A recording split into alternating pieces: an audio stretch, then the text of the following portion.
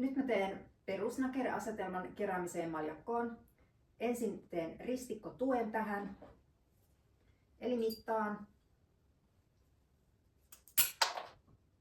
maljakon halkasia, toinen samanlainen pätkä, maljakon halkasijan pituinen. Leikkaan kummastakin toisen pään vinoon, ihan reilusti vinoon.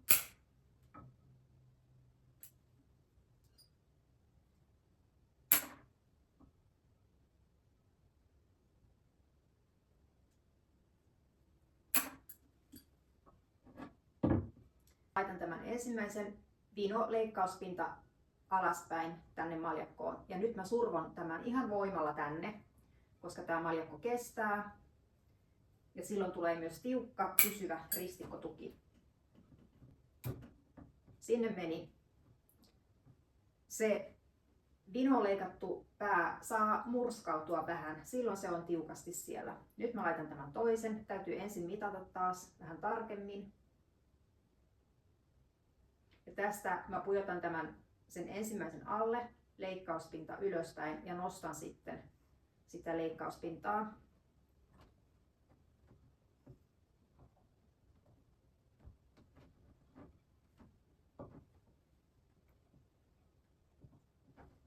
Aavistuksen verran lyhennän. Lyhennän täältä vinosta päästä, leikkaan yhden siivun taas pois, ehkä millin.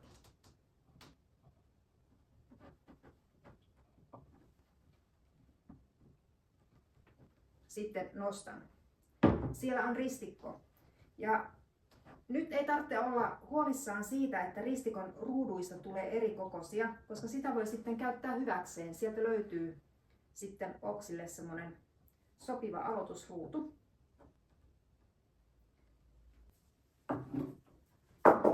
Ja asetelmalla mulla on tässä edelleen variaatio 4 Slanting Style Nagere.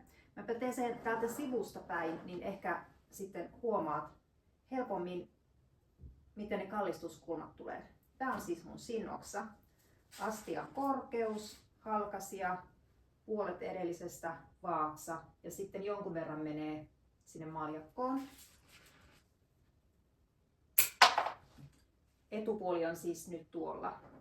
Leikitän, että asetelman katsojat olisi tuolla. Ja tämän piti nojata 45 astetta kohti katsojaa eteenpäin, niin se tulisi jotenkin näin.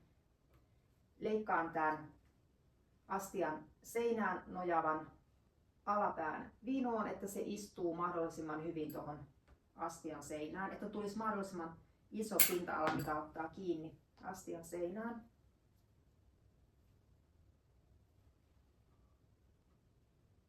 Ja taivuttelu auttaa siis tässä tasapainon löytämisessä. Eikä tuo ei ole paras ruutu. Käännän. Nyt löytyi sopivan kokoinen ruutu hänelle, missä se nojaa hyvin. Sitten hikae. Kukkana mulla on tänään eustomaa ja pikkukukkaista krysanteemia. Otan hikaeksi eli pääkukaksi täältä eustoman. Nämä ei ole vielä kovin auenneita, mutta silti. Se tulee siis 75 asteen kulmaan jotenkin näin. Ja pitäisi näyttää siltä, että se on max puolet tämän sinin pituudesta. Leikkaan tämän myös vinoon, koska se auttaa aina sitä pysymistä.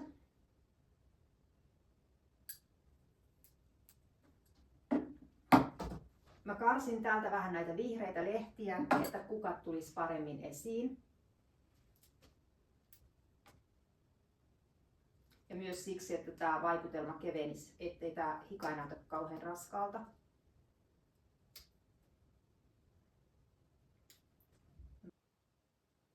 Ehkä aavistuksen verran lyhennän vielä.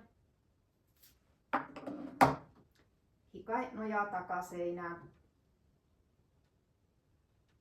Ja nyt täytyisi näyttää sille, että nämä on selkeästi eri kulmissa. Siinä on pystymässä kuin hikae. Vähän taivuttelen tätä inkaliljaa tästä alakohdasta, ettei se tulisi liian pystyyn. Ahaa, mä oon leikannut leikkauspinakin ihan just väärään suuntaan vinoon.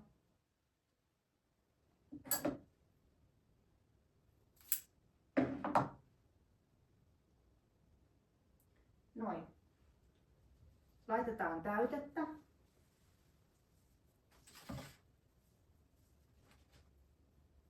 Tämä on edestäpäin katsottava asetelma.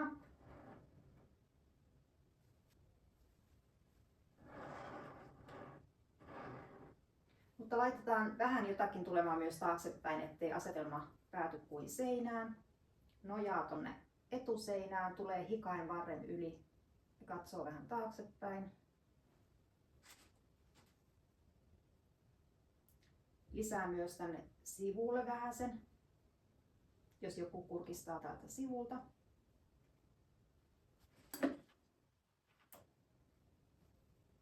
Edessä saisi toki myös olla vähän mäntyä. Kun tämä tulee eteenpäin, niin se nojaa täällä takana takaseinään. Tulee taas hikaen varren yli. Tukee vähän tuota hikaita pysymään paikoillaan. Tarkoitus olisi, että tämä menisi vähän tähän peittämään tätä maljakon reunaa. Eri asia sitten, saanko mä taivutettua näitä niin, että ne peittäisi vähän maljakon reunaa.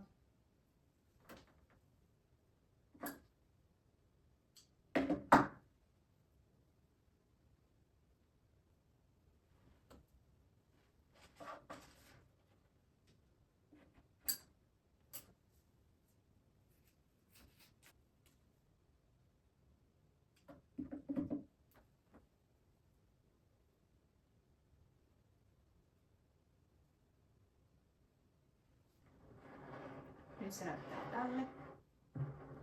Siinä 45 astetta, hikae 75 astetta ja vähän täytettä. Lisään vielä pari kukkaa siihen. Laitetaan vielä yksi eustoma. Poistan täältä näitä lehtiä.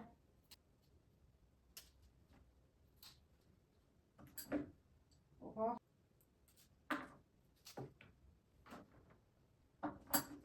Tästä eustomasta ei kauheasti jäänyt jäljelle, mutta sellaista se on. Sieltä katkesi yksi nuppu.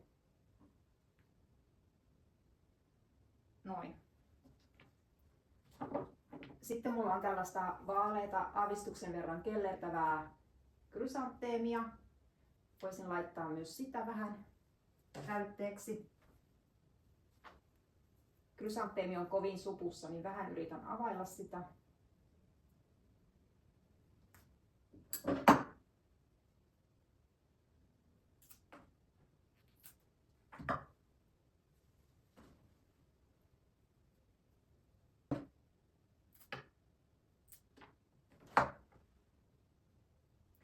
Yritän aina tarkistaa, että kukat katsoo kuitenkin ylöspäin, vaikka sitä taivutellaankin tätä vartta ehkä vähän menemään alaspäin. Mutta ettei tule sellaista vaikutelmaa, että kukka katsoisi maahan. No niin, sitten taas siivotaan.